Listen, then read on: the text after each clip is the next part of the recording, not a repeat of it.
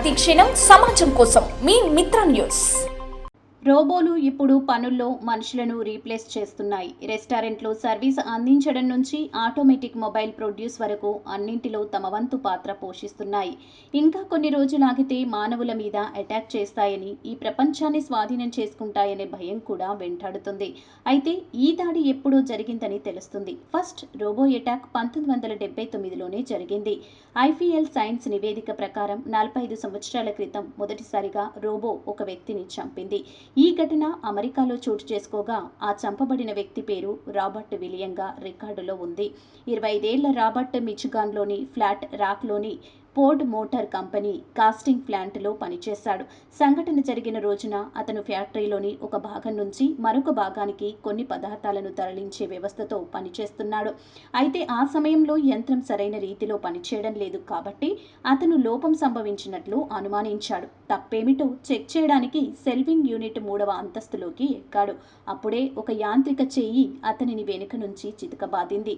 తోటి కార్మికులు కనుగొనబడడానికి ముందు యంత్రం మరో 30 నిమిషాల పాటు పనిచేస్తూనే ఉందని నివేదికలు సూచిస్తున్నాయి.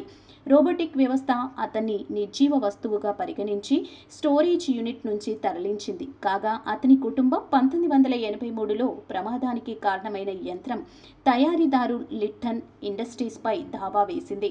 రోబోటిక్ చెయ్యి గణనీయమైన శక్తితో కదులుతున్నప్పటికీ తగినంత భద్రత పరికరాలు వ్యవస్థాపించబడలేదని వారు వాదించారు. ఇందుకు పరిహారంగా $15 మిలియన్ల అందించబడింది. జపాన్, దక్షిణ కొరియాలో రోబోలో 2 వ్యక్తులను చంపాయి. జపాన్లో 1981లో అకాషిలోని కవాసాకి హెవీ ఇండస్ట్రీస్ ప్లాంట్లో 37 ఏళ్ల కార్మికుడు కెంజీ ఉరాడా మెకానికల్ హ్యాండ్తో చంపబడ్డారు. అతను కూడా పనిచేయని రోబోను తనిఖీ చేస్తున్నప్పుడే ఇది జరిగింది. ఇక గత సంవత్సరం దక్షిణ కొరియాలో రోబో వ్యక్తిని చితకబాది చంపిందని చెబుతున్నారు. ఏజీఐతో మానవాళికి ముప్పు తప్పదా? జీఐ రోబోలు వస్తే మానవుల ఉద్యోగాలపై, వ్యక్తిగత గోప్యతపై తీవ్రమైన ప్రభావం పడే అవకాశం ఉంది.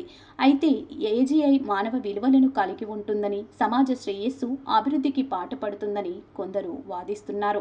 అయితే మరికొందరు మాత్రం ఈ ఆర్టిఫిషియల్ జనరల్ ఇంటెలిజెన్స్ గురించి ఆందోళన వ్యక్తం చేస్తున్నారు.